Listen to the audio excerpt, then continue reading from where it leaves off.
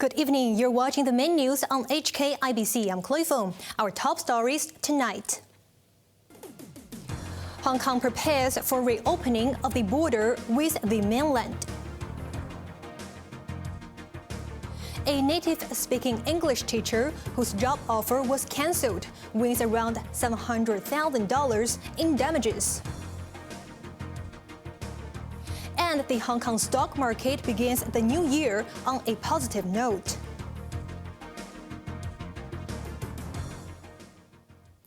The MTR Corporation is conducting a high-speed rail test run as the city prepares to reopen the border with the mainland. Under the first phase, travelers might be able to go to Lok Ma Chau station to take trains for their journey north. Macy Mock reports. After being suspended for almost 3 years, high-speed rail services are set to resume when the border with the mainland reopens, possibly as early as Sunday. West Kowloon Station, which was closed when COVID struck, was livelier this morning, with employees seen at ticketing counters. A restaurant turned on its lights, while the exterior of the station was cleaned. The MTR Corporation has yet to announce when it will begin selling high-speed rail tickets, but some people took a chance and popped into the station. These two men from Tuen Mun were seeking information on getting to Tianjin. If tickets are sold today, I would buy them for myself and my child to celebrate the Lunar New Year in my hometown, said this woman, who hasn't been to the mainland since the epidemic began. The border is expected to be opened in phases, starting with the resumption of operations at more checkpoints. Sources said the high-speed rail network that serves 58 mainland stations will not resume in the first phase, as it could lead to complications on ticketing arrangements ahead of the Lunar New Year. Lo Wu Station might also not be able to reopen in the first phase, as reconstruction is still in progress. However, sources said the public will be able to take a train to the mainland from Lok Ma Chau Station.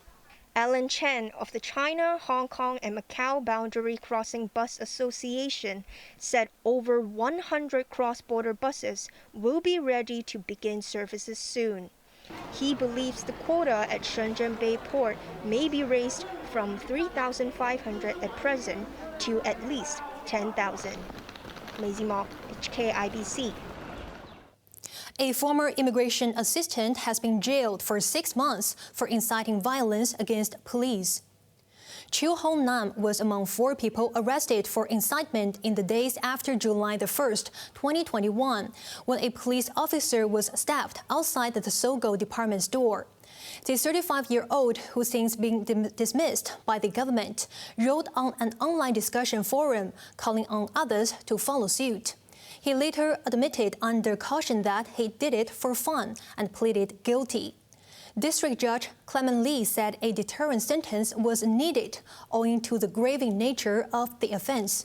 But considering the act was not premeditated and that the message did not lead to actual violence, he jailed Chiu for half a year.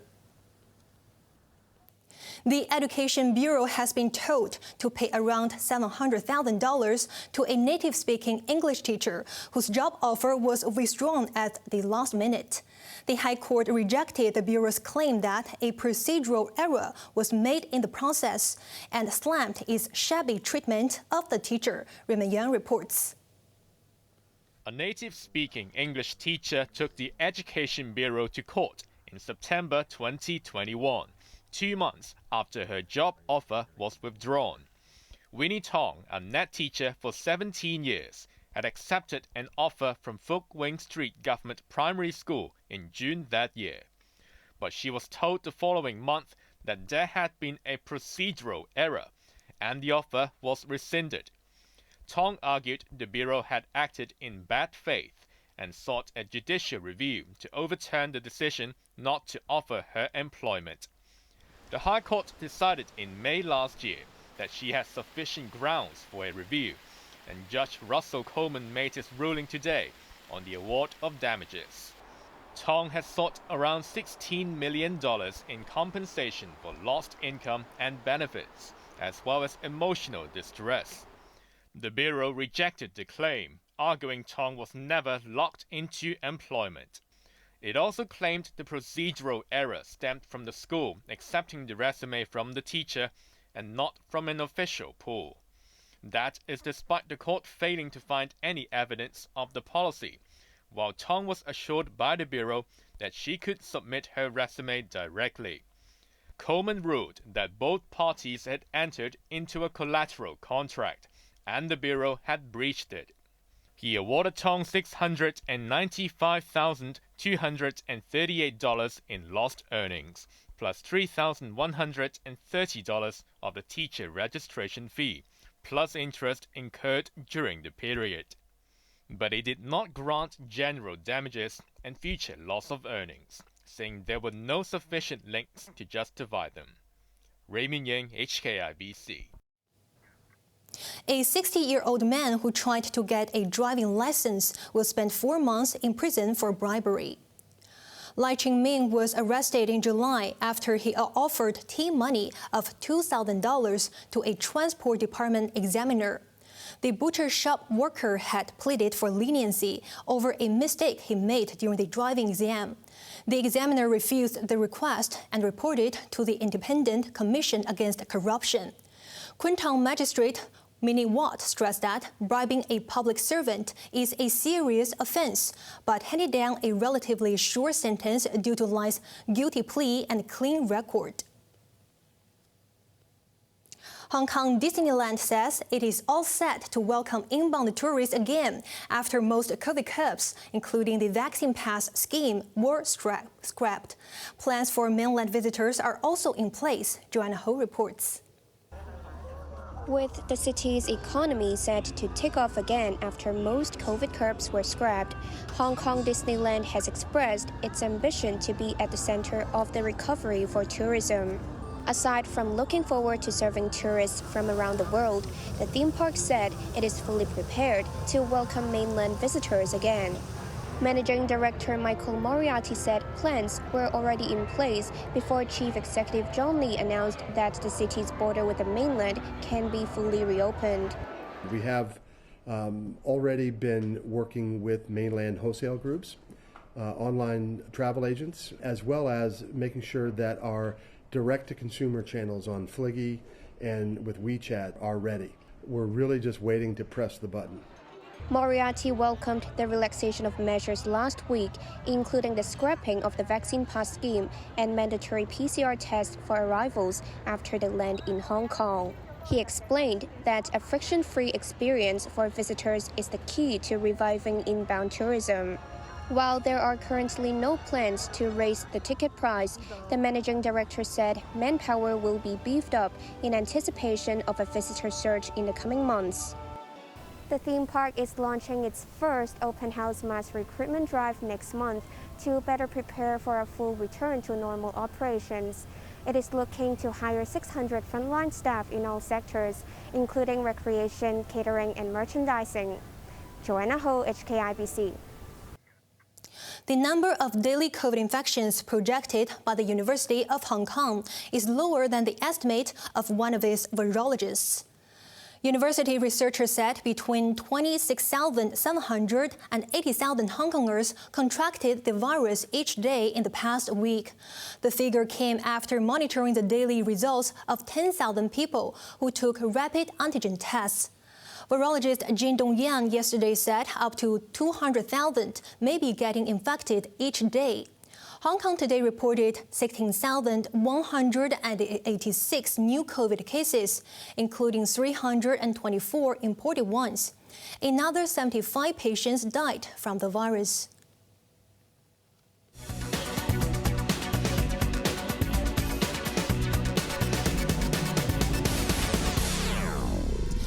The Hong Kong stock market has begun the new year strongly, climbing to a 4-month high in the best start to a year since 2018. Investor confidence blossomed ahead of the expected reopening of the border with the mainland. It was a roller coaster ride for investors, with the Hang Seng Index welcoming 2023 on a weak note after a private survey confirmed a weakening of the Manufacturing Purchasing Managers Index. But the benchmark then regained momentum in the wake of a recovery by mainland shares and jumped over 900 points before closing 1.8% higher at 20,145 points. Turnover rebounded to over $120 billion. The rally was boosted by travel-related shares, which have gained popularity after the mainland signaled its reopening. China Southern Airlines soared 4.3%, while Air China and Tongcheng Travel both advanced 3.2%. Casino stocks also rose on renewed optimism over Beijing's reopening. MGM China surged over 13%, with rivals Wynn Macau gaining 6.2% and Galaxy Entertainment 3.9%. Tech shares advanced on hopes of better regulatory conditions, with the Hang Seng Tech Index edging up 2.5%. Electric vehicle shares boomed after many new energy vehicle enterprises published their sales data for last month. Li Auto advanced 10.5% on a record-breaking sales performance. XPeng jumped nearly 8% and BYD Company 4.7%. Today's performance was the Hang Seng Index's best start to the year since 2018, when it jumped by almost 2%. The Shanghai benchmark also posted its strongest New Year rally in 2 years. And now let's take a look at the markets. The Hang Seng Index closed up 363 points. Top 10 active stocks: Tencent up $11.20, Meituan up $2.10, Alibaba up $2.40. Wuxi Bio up $2.70, BYD Company up $9, and Kuaishou up $2.55. Moving on to the forex trading against Hong Kong dollar, the euro is at 8.22, British pound at 9.32, Australian dollar at 5.23. Moving on to the UK market, the London FTSE is currently up 96 points. On to the weather now. Cloudy tomorrow, which will start with rain patches, followed by sunny intervals. Temperatures will range between 16 and 20 degrees. Sunny periods in the coming days. Now let's take a look at the weather around the world.